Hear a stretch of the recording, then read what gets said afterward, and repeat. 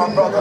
That's peace. Beautiful. Let's get into the weigh-in right now. How do you think you did? How do you think Dr. Ali Muhammad did going into this weigh-in? The Most High slaughters any man that steps up against his prophets. Damn right. And that weigh-in was just a small example of how the Lord is with the priests and prophets of Isupk. Now, I don't care what anybody says, the Lord slaughtered Ali Muhammad in that weigh-in. Was you holding back, brother?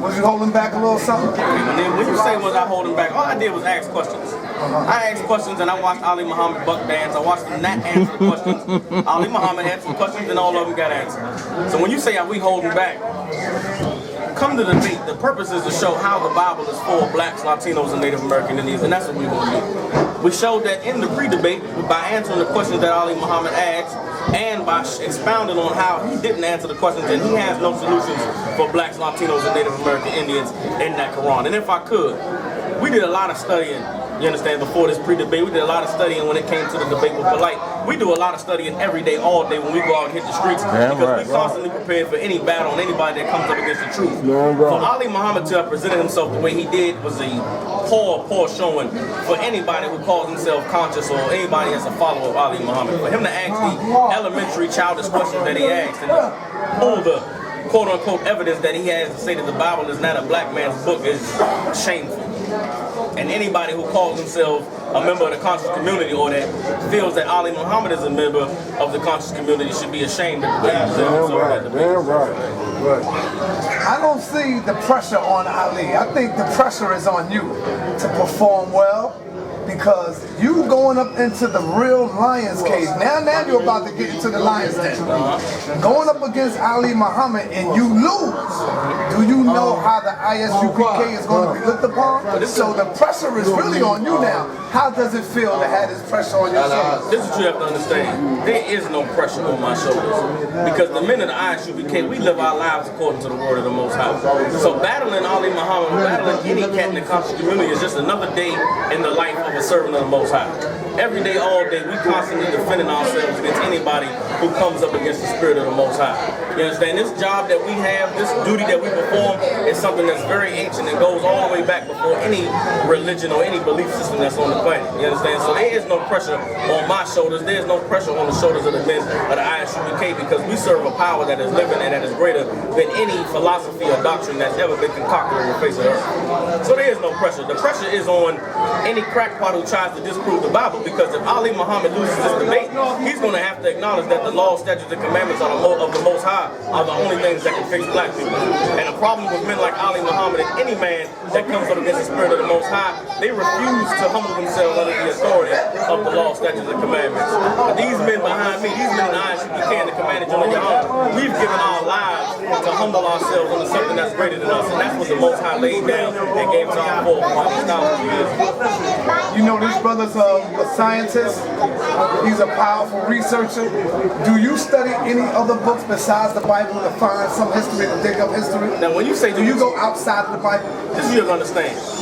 Men that call themselves scientists or call themselves researchers, all they're doing is studying the work of other men. You're studying the work of the white man if you call yourself a researcher or a scientist or a scholar on who knows what the hell it is. These men in the ISUPK, we study under the greatest men that have ever lived on the face of the earth, and that's the priests and prophets of the Most High in the ISUPK. You understand? So yes, do we research? Yes. Do we study? Yes. But we also critique who the hell it is that we study. We also critique who it is that's providing the research and the information that we decide to relate to the people. The greatest source of any information or any records or of historical importance for blacks, Hispanics, and Native American Indians is in the Bible.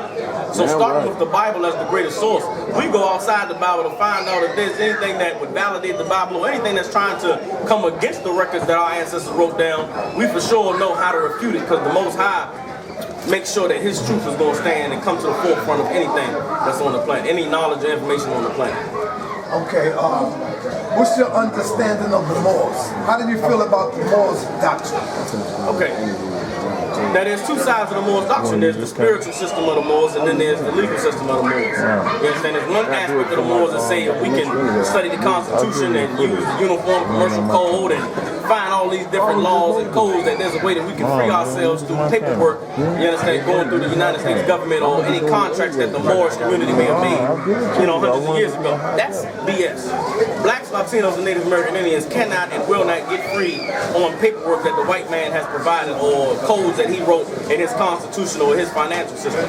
On the other side of the coin, the spiritual system of the Moors was made up by the man that y'all call Noble Drew Ali. Y'all call him Noble Drew Ali. We call him a witch.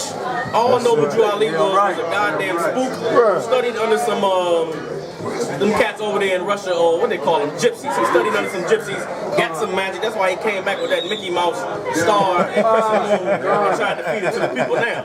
My question to everybody out there is, what has the Moorish American community done for so-called blacks, Latinos, and Native American Indians? If there was a way that we could get free or to gain in America off of some paperwork, where's the goddamn evidence? Show me the cat that got land using that paperwork that the Moors come up with. Show me a cat that didn't get financially free or that's a billionaire based on a uniform commercial code. You can't show it because it don't exist. Now, the cat that we debated before, Polite, his father, Dr. York, tried to use a form of the Moorish science knowledge and had him a little community down there in Atlanta. We saw what the white man did to that. The problem is, if you are so-called black, Latino, and Native American Indian, and you not keeping the law, statutes, and commandments of the Most High, you will be destroyed by the so-called white man. Because the Most High has the white man in power and in authority for us to be able to get right and to serve the Most High. And the only way we're going to get out of this hell is if we please the Most High. My question is, due to, we speaking about the Moors in current sense, the historical Moors. Let's talk about the Moors in antiquity. Are you familiar with that? Yes.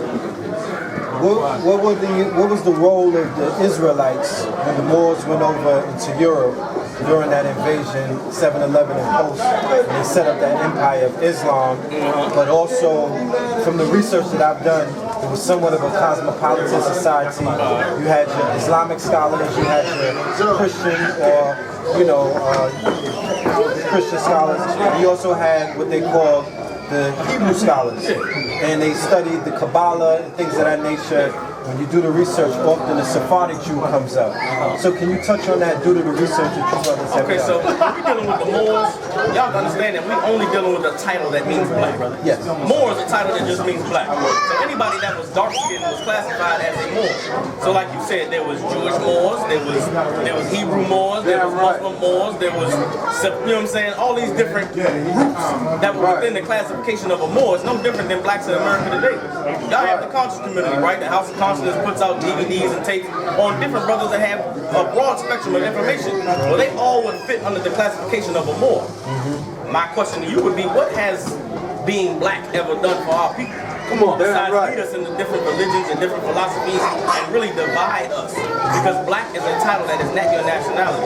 It doesn't give you your origin, it doesn't give you your history, your culture. So I mean, I agree with that. You know what I mean? So the title Moor just simply means black. And that's something you can research easily. You know what I'm saying? Now, to try and lump all dark-skinned people on the planet together and say that we are all Moors doesn't work.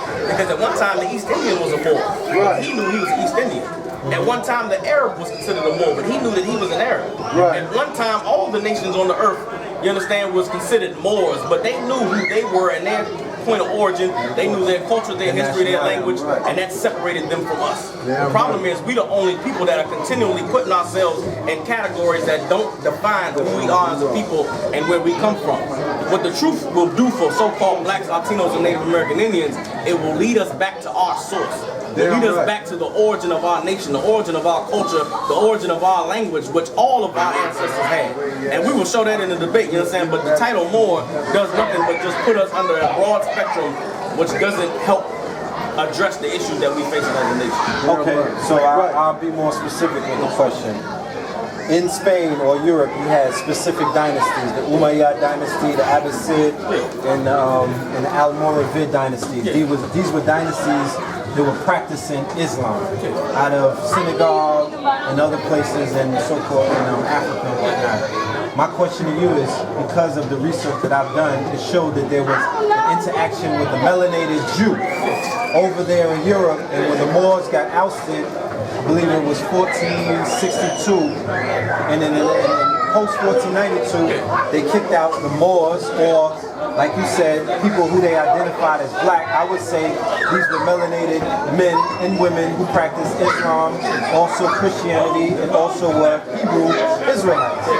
My question to you would be is, through your research, were the Israelites over there in Europe as well with these black Islamic brothers and sisters out of North Africa and West Africa civilizing the European over 700-year, 800-year period in Europe? Okay, so this is you have to understand. Regardless of whatever scholar you are, where you come from, there's no denying the fact that Islam was spread with the sword. Islam was spread by war and conquering nations and people, and the choice that you were given after all your family was slaughtered, all the mighty men of your nation were destroyed, was you can say that Allah is the God of Abraham, Isaac, and Jacob, or you can die. Well, after everybody dies, it's going to be a cat that say, well, goddamn, Allah is my God. So, of course, after 700 years of Islam conquering, Islam spread from the Arabian Peninsula all the way from East Africa all the way across West Africa.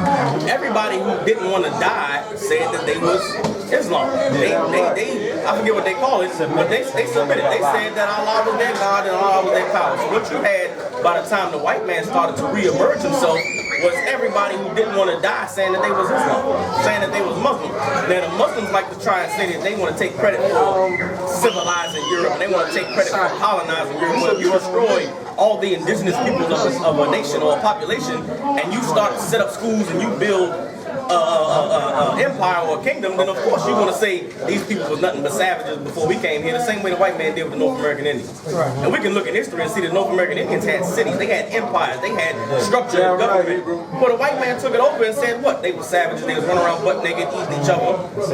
They said they did it. Islam was no different what it did from coming from the Arabian Peninsula, going across East Africa to West Africa, and what it did in Europe. You understand? So at the time when the white man reemerged, you had a lot of melanated people, as y'all like to say, we just say black or Moors, that were saying they were Islamic, were saying they were Muslims, and they submitted to Allah, but that's because they were afraid, man. The same way you got black men right now, the greatest black men on the planet is playing basketball and playing football. Why? Because they scared. If they don't submit to the white man and shave their face and talk real well, then what they gonna do? They're gonna be another nigga in the ghetto dying off drugs, dying off cocaine, or dying off some hope. So what they do? They shave their face, they put on the nice suit, and they say that they down with America. They love America. You can watch the basketball playoff. You can see all kind of commercials about NBA kids. They building houses and they smiling and hugging white kids. That's because they scared, man. What happened with Islam in the 1400s and prior to that was no different. You under an oppressor that kills you and murders you and slaughters you and then gives you an option, you're gonna take the option. You understand? That's why today it's ridiculous to say that Islam can solve the problems of black people, because Islam joined with the white man and sending us over here. You wanna know who got put on the slave ships starting in 1619 when the white man brought us over from the west coast of Africa to Jamestown? It was nothing but black people who refused to submit to Allah. And the Muslims was like, well, why kill these cats if we can make money off of them? They got tired of killing Hebrews. We can kill them all off, or we can make a profit and send them to the so-called white man. Here's another thing. We always talk about the transatlantic slave trade, how horrible it was, and it was horrible, and it was atrocious. But the Muslims did so-called blacks from the west coast of Africa, sending them across to the east coast of Africa, across the Sahara Desert, and selling them into the Arabian Peninsula, and selling them into the Greek islands. You understand? The so-called Arabs did more enslaving of black people than the white man. All right, you gotta wait. So to come here today and say you got some secret key to Islam and how to fix black people is ludicrous. And Ali Muhammad knows it's ludicrous. Ali Muhammad knows that ain't a goddamn thing worthwhile in the Quran for black people. That's why his point in this debate is to try and attack the Bible. Let me tell you something about Ali Muhammad if I could. He's nothing but an antagonist. He's nothing but the type of cat that just wants to cause disruption and confusion, because in people being scattered and the smoke shivering everybody up, he gonna get a little bit of people to follow him. He gonna get a little bit of people to you know what I'm saying, follow him down the yellow brick road. And that's no different than what Elijah Muhammad did. What Elijah Muhammad did is a time when Martin Luther King was coming out, there was a lot of cats that was frustrated with the idea of bowing down to the white man. A lot of cats that wasn't down with shaving their face and putting on a suit and saying we love white people. So what did Elijah Muhammad do? He said, man, I got an alternative idea. I got an alternative for y'all. Y'all can come put these suits on and put these bow ties, and we're going to be upstanding black men, and we ain't going to pay the white man's taxes, and we're going to serve Allah. But where that lead us now? 2014, I live in Philly right now. I came from Washington, D.C. I live in Philly.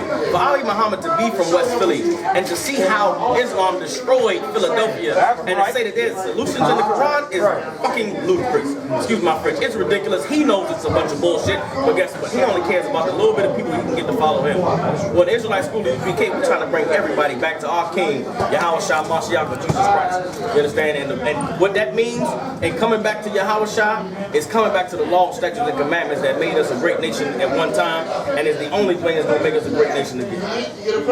It's often been said that enemy of my enemy is my ally. For those are the war strategists, they utilize these tactics and whatnot. So my question to you, you know, with no affiliation to no organization whatsoever, you know what I mean, would be, what is the ISUPK stance on brothers in the conscious community who feel that, you know, they see brotherhood and brothers who are militant, stand on their square, and see and also looked at the same way that they may be looked at by their common enemy? I'll tell you this, and this is going to rub a lot of people the wrong way, it's going to hurt a lot of people's feelings. But if you're not in the ISUPK, or if you're not down with building the brotherhood and establishing the righteousness that we're establishing in this nation, then you are our enemy. All the other philosophies and doctrines on the planet come from our enemies. You go to Psalms 83rd chapter, the entire planet is our enemies. The entire planet is against us, and it's just, they have a conglomerate to use and abuse us for all the greatness that we have, but also keep our true identity hidden from us. So right now, if you're into Buddhism, or if you're in ancient Egypt, or if you're into studying the white man's science and his DNA and his genetics, then you're an enemy of the truth. You're an enemy of this nation coming together and rising and standing on righteousness. What does righteousness mean? Righteousness is following the law, statutes, commandments of the Most High. The biggest problem that we face as a nation is nobody wants to be bound by a strict set of morals and rules that'll keep them living their life a certain kind of way. Brothers want freedom to be able to move here and move there. You understand? We got to stay on the narrow path, man. The scriptures say wide is the gate that leadeth to destruction, but narrow is the path, you understand, that lead us into righteousness. And this is the narrow path. This is the straight gate, as the scriptures call it. In order for you to walk that straight gate, you can't lean to the left, you can't lean to the right. You got to walk a very strict, narrow path that requires you to not eat pork, not eat shrimp, not smoke weed, not have sex with hoes, not sleep with your brother's woman, not have sex with white women or Chinese women or Japanese women or African women. You understand? This is a very narrow path that we walk in. If you against the path that we walk in, then you are enemy. Now, our mission as men of the Most High is to wake up every brother and bring every brother into the truth. So we're going to fight brothers because we care about them and we love them. Let me tell you, these brothers in this school, before we came into the truth, what y'all think we was doing? Y'all think we was just in a bubble somewhere? Nah, we was in the Egyptology. We was studying the conscious community. We was watching Sarnetta videos. You understand? We was studying Christianity and studying Islam and looking at all the different things that was out there for our people, and we all came to the conclusion that nothing's going to stop me from smoking weed but this truth. Nothing's going to stop me from these whores but this truth. Nothing's going to stop me from doing what I want to do, except for brothers who care enough to give their life to make sure I stay in order. And I thank the Most High in Christ for commanding General YAHANNA, for the generals and captains and the officers over me, because they made me into a man. I tell you, before I came to the truth, I had a job in East Old Road, was making all kind of money, you understand, and I thought I had knowledge, thought I had wisdom, and I went to class and sat down one day and asked questions, and every question I had was answered using the Bible. Ain't no side pamphlets, ain't no side, you know what I mean, write-up that we got. We're going to go right in the Bible and show you all the answers to any question you have about your life. You understand? And we all got to understand that it all starts as an individual walk. What's bothering you in your life? What's giving you trouble? What's giving you stress? What's stopping you from being able to be happy and to live your life the way you want to live it? Well, come to the school and ask the question, and you'll get the answer right there in the Bible. That's all we offer. We're not offering no, we ain't selling no dreams. We ain't giving you no wolf tickets. You ain't got to buy a book. You ain't got to come see our lecture. Just come to class and ask a question, and you'll get the solution to everything that's ever bothered you in your life right there in that Bible. Now, let's say you think the Bible fake. Say you don't believe in the Bible. Put it to the test. Come to class, ask a question. The problem is we done all went into Christianity and know the pastor full of shit. We know a pimp when we see one. They ain't about to game us up and take our money. We go in the church, pastor won't let you ask no questions. But there's a reason why we go out on the street. Y'all want to know why we on the street every week? Because we know without a shadow of a doubt that there's no knowledge on the earth that can come up against the words that we speak on in that church. There's a reason why that Christian pastor stay in that church. He don't come out that church. There's a reason why that imam stay in that mosque and he don't come out that mosque. There's a reason why, you understand, them Buddhists stay in their temples. But there's a reason why we on the street, because we know that anybody that comes up against what we saying is going to be proven to be wrong. This is a warning.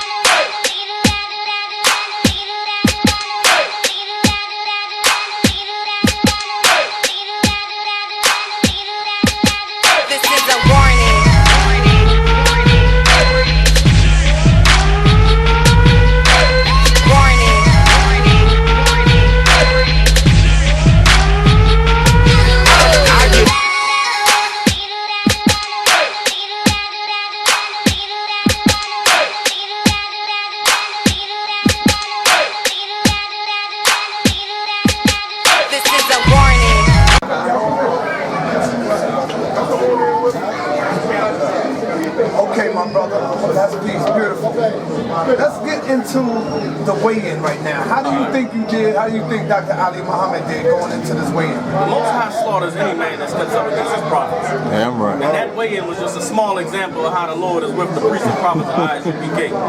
Now, I don't care what anybody says, the Lord slaughtered Ali Muhammad in that weigh-in. Was you holding back, brother? Was you holding back a little something? And then when you say was I holding back, all I did was ask questions. I asked questions and I watched Ali Muhammad buck dance. I watched him not answer questions. Ali Muhammad had some questions and all of them got answered. So when you say are we holding back, come to the debate. The purpose is to show how the Bible is for blacks, Latinos, and Native American Indians, and that's what we're going to do. We showed that in the pre-debate by answering the questions that Ali Muhammad asked and by expounding on how he didn't answer the questions and he has no solutions for blacks, Latinos, and Native American Indians in that Quran. And if I could, we did a lot of studying, you understand, before this pre-debate. We did a lot of studying when it came to the debate with Polite. We do a lot of studying every day, all day when we go out and hit the streets, because we constantly prepared for any battle and anybody that comes up against the truth. For Ali Muhammad to have presented himself the way he did was a poor showing for anybody who calls himself conscious or anybody that's a follower of Ali Muhammad. For him to ask the elementary childish questions that he asked and to pull the quote-unquote evidence that he has to say that the Bible is not a black man's book is shameful. And anybody who calls himself a member of the conscious community or that feels that Ali Muhammad is a member of the conscious community should be ashamed of the I don't see the pressure on Ali. I think the pressure is on you to perform well, because you going up into the real lion's cage. Now you're about to get into the lion's den. Going up against Ali Muhammad and you lose. Do you know how the Isupk is going to be looked upon? So the pressure is really on you now. How does it feel to have this pressure on your shoulders? This is what you have to understand. There is no pressure on my shoulders. Because the men of the Isupk, we live our lives according to the word of the Most High. So battling Ali Muhammad, battling any cat in the conscious community is just another day in the life of a servant of the Most High. Every day, all day, we constantly defending ourselves against anybody who comes up against the spirit of the Most High. You understand? This job that we have, this duty that we perform is something that's very ancient and goes all the way back before any religion or any belief system that's on the planet. You understand? So there is no pressure on my shoulders. There is no pressure on the shoulders of the men of the Isupk, because we serve a power that is living and that is greater than any philosophy or doctrine that's ever been concocted on the face of the earth. So there is no pressure. The pressure is on any crackpot who tries to disprove the Bible. because if Ali Muhammad loses this debate, he's going to have to acknowledge that the law, statutes, and commandments of the Most High are the only things that can fix black people.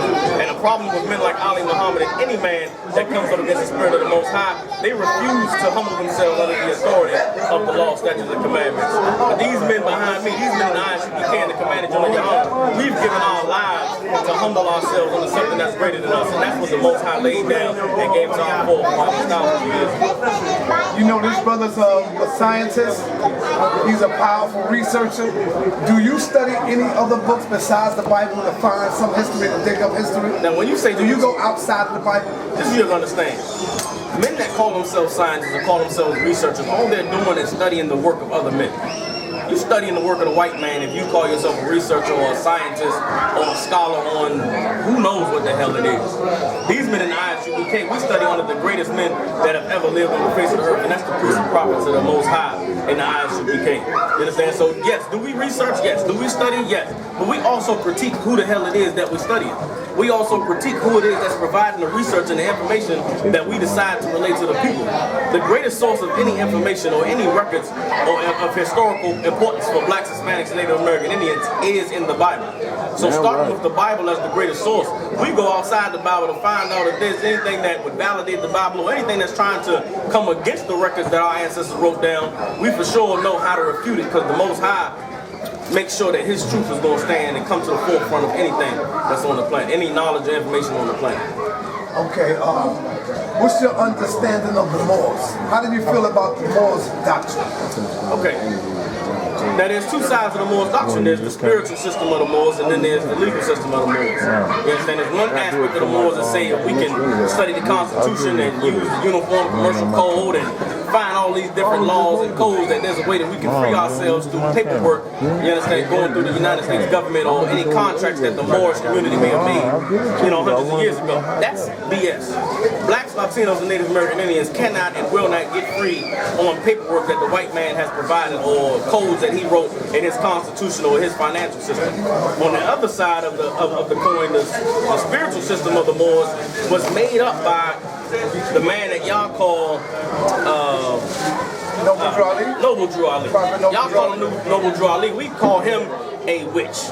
All Noble Drew Ali was a goddamn spook who studied under some them cats over there in Russia, or what they call them, gypsies. He studied under some gypsies, got some magic. That's why he came back with that Mickey Mouse star and tried to feed it to the people. Now, my question to everybody out there is, what has the Moorish American community done for so-called blacks, Latinos, and Native American Indians? If there was a way that we could get free or to gain in America off of some paperwork, where's the goddamn evidence? Show me the cat that got land using that paperwork that the Moors come up with. Show me a cat that done got financially free or that's a billionaire based on the Uniform Commercial Code. You can't show it because it don't exist. Now the cat that we debated before, Polite, his father, Dr. York, tried to ousted, I believe it was 1462, and then in post 1492, they kicked out the Moors, or like you said, people who they identified as black. I would say these were melanated men and women who practiced Islam, also Christianity, and also Hebrew Israelites. My question to you would be is, through your research, were the Israelites over there in Europe as well, with these black Islamic brothers and sisters out of North Africa and West Africa, civilizing the Europeans over 700-year, 800-year period in Europe? Okay, so this is your understanding. Regardless of whatever scholar you are, where you come from, there's no denying the fact that Islam was spread with the sword. Islam was spread by war and conquering nations and people, and the choice that you were given after all your family was slaughtered, all the mighty men of your nation were destroyed, was you can say that Allah is the God of Abraham, Isaac, and Jacob, or you can die. Well, after everybody dies, it's going to be a cat that says, well, goddamn, Allah is my God. So, of course, after 700 years of Islam conquering, Islam spread from the Arabian Peninsula, all the way from East Africa, all the way across West Africa. Everybody who didn't want to die said that they was Islam. They I forget what they call it, but they submitted. They said that Allah was their God and Allah was their power. So what you had by the time the white man started to re-emerge himself was everybody who didn't want to die saying that they was Islam, saying that they was Muslim. Now the Muslims like to try and say that they want to take credit for civilizing Europe, and they want to take credit for colonizing Europe. So if you destroy all the indigenous peoples of a nation or a population, and you start to set up schools and you build empire or a kingdom, then of course you're going to say these people was nothing but savages before we came here, the same way the white man did with the North American Indians. And we can look at history and see that North American Indians had cities, they had empires, they had structure and government. But the white man took it over and said what? They were savages, they was running around butt naked, eating each other. They said they did it. Islam was no different what it did from coming from the Arabian Peninsula, going across East Africa to West Africa, and what it did in Europe. You understand? So at the time when the white man re-emerged, you had a lot of melanated people, as y'all like to say, we just say black or Moors, that were saying they were Islamic, were saying they were Muslims, and they submitted to Allah, but that's because they were afraid, man. The same way you got black men right now, the greatest black man on the planet is playing basketball and playing football. Why? Because they scared. If they don't submit to the white man and shave their face and talk real well, then what they gonna do? They're gonna be another nigga in the ghetto dying off drugs, dying off cocaine, or dying off some hope. So what they do? They shave their face, they put on the nice suit, and they say that they down with America. They love America. You can watch the basketball playoff. You can see all kind of commercials about NBA kids. And they building houses and they smiling and hugging white kids. That's because they scared, man. What happened with Islam in the 1400s and prior to that was no different. You under an oppressor that kills you and murders you and slaughters you and then gives you an option, you're gonna take the option. You understand? That's why today it's ridiculous to say that Islam can solve the problems of black people, because Islam joined with the white man and sending us over here. You wanna know who got through them slave ships starting in 1619 when the white man brought us over from the west coast of Africa to Jamestown? It was nothing but black people who refused to submit to Allah. And the Muslims was like, well, why kill these cats if we can make money off of them? They got tired of killing Hebrews. We can kill them all off, use a form of the more science knowledge, and had him a little community down there in Atlanta. We saw what the white man did to that. The problem is, if you are so-called black, Latino, Native American Indian, and you not keeping the law, statutes, and commandments of the Most High, you will be destroyed by the so-called white man. Because the Most High has the white man in power and in authority for us to be able to get right and to serve the Most High. And the only way we're going to get out of this hell is if we please the Most High. My question is, due to, we're speaking about the Moors in current sense, the historical Moors. Let's talk about the Moors in antiquity. Are you familiar with that? Yes. What was the role of the Israelites when the Moors went over into Europe during that invasion, 711 and post, and they set up that empire of Islam? But also, from the research that I've done, it was somewhat of a cosmopolitan society. You had your Islamic scholars, you had your Christian or, Christian scholars. You also had what they call the Hebrew scholars, and they studied the Kabbalah and things of that nature. When you do the research, often the Sephardic Jew comes up. So can you touch on that due to the research that you brothers have done? Okay, so when we're dealing with the Moors, y'all understand that we're only dealing with a title that means black, brother. Yes. Moor is a title that just means black. So anybody that was dark-skinned was classified as a Moor. So like you said, there was Jewish Moors, there was Hebrew Moors, there was Muslim Moors, there was, you know what I'm saying, all these different groups that were within the classification of a Moor. It's no different than blacks in America today. Y'all have the conscious community, right? The House of Consciousness puts out DVDs and tapes on different brothers that have a broad spectrum of information. Well, they all would fit under the classification of a Moor. My question to you would be, what has being black ever done for our people? Come on, besides lead us into different religions and different philosophies and really divide us. Because black is a title that is not your nationality. It doesn't give you your origin, it doesn't give you your history, your culture. So I agree with that. You know what I mean? So the title Moor just simply means black. And that's something you can research easily. You know what I'm saying? Now to try and lump all dark-skinned people on the planet together and say that we all Moors doesn't work. Because at one time the East Indian was a Moor. He knew he was East Indian.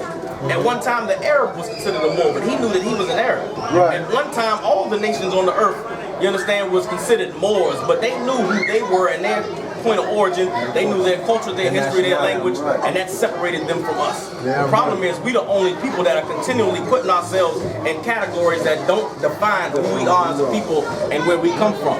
What the truth will do for so-called blacks, Latinos, and Native American Indians, it will lead us back to our source. Lead us back to the origin of our nation, the origin of our culture, the origin of our language, which all of our ancestors had. And we will show that in the debate, you know what I'm saying? But the title Moor does nothing but just put us under a broad spectrum, which doesn't help address the issues that we face as a nation. Okay, so I'll be more specific with the question. In Spain or Europe, you had specific dynasties: the Umayyad dynasty, the Abbasid, and the Almoravid dynasties. These were dynasties that were practicing Islam out of Senegal and other places in so-called Africa and whatnot. My question to you is, because of the research that I've done, it showed that there was an interaction with the melanated Jew over there in Europe, and when the Moors got... we can make a profit and sell them to the so-called white man. Here's another thing. We always talk about the transatlantic slave trade, how horrible it was, and it was horrible, and it was atrocious. But the Muslims did our so-called black to the west coast of Africa, sending them across to the east coast of Africa, across the Sahara Desert, and selling them into the Arabian Peninsula, and selling them into the Greek islands. You understand? The so-called Arabs did more enslaving of black people than the white man. You gotta wait. So to come here today and say you got some secret key to Islam and how to fix black people is ludicrous. And Ali Muhammad knows it's ludicrous. Ali Muhammad knows that ain't a goddamn thing worthwhile in the Quran for black people. That's why his point in this debate is to try and attack the Bible. Let me tell you something about Ali Muhammad if I could. He's nothing but an antagonist. He's nothing but the type of cat that just wants to cause disruption and confusion, because in people being scattered and the smoke shivering everybody up, he gonna get a little bit of people to follow him. He gonna get a little bit of people to you know what I'm saying, follow him down the yellow brick road. And that's no different than what Elijah Muhammad did. What Elijah Muhammad did is a time when Martin Luther King was coming out, there was a lot of cats that was frustrated with the idea of bowing down to the white man. A lot of cats that wasn't down with shaving their face and putting on a suit and saying we love white people. So what did Elijah Muhammad do? He said, "Man, I got an alternative idea. I got an alternative for y'all. Y'all can come put these suits on and put these bow ties, and we gonna be upstanding black men, and we ain't gonna pay the white man's taxes, and we gonna serve Allah." But where did that lead us now? 2014, I live in Philly right now. I came from Washington, D.C. I live in Philly. For Ali Muhammad to be from West Philly and to see how Islam destroyed Philadelphia and to say that there's solutions in the Quran is fucking ludicrous. Excuse my French. It's ridiculous. He knows it's a bunch of bullshit, but guess what? He only cares about the little bit of people he can get to follow him. Well, the Israelite school of UPK, we're trying to bring everybody back to our King, Yahweh Shah Mashiach, Jesus Christ. You understand? And what that means, and coming back to Yahweh Shah, is coming back to the law, statutes, and commandments that made us a great nation at one time, and is the only thing that's going to make us a great nation again. It's often been said that enemy of my enemy is my ally. For those that are war strategists, they utilize these tactics and whatnot. So my question to you, with no affiliation to no organization whatsoever, you know what I mean, would be, what is the ISUPK stance on brothers in the conscious community who feel that, they see brotherhood and brothers who are militant, stand on their square, and see and also looked at the same way that they may be looked at by their common enemy? I'll tell you this, and this is going to rub a lot of people the wrong way, it's going to hurt a lot of people's feelings. But if you're not in the ISUPK, or if you're not down with building the brotherhood and establishing the righteousness that we're establishing in this nation, then you are our enemy. All the other philosophies and doctrines on the planet come from our enemies. You go to Psalms 83rd chapter, the entire planet is our enemies. The entire planet is against us, and it's just, they have a conglomerate to use and abuse us for all the greatness that we have, but also keep our true identity hidden from us. So right now, if you in the Buddhism, or if you in ancient Egypt, or if you into studying the white man's science and his DNA and his genetics, then you're an enemy of the truth. You're an enemy of this nation coming together and rising and standing on righteousness. What does righteousness mean? Righteousness is following the law, statutes, commandments.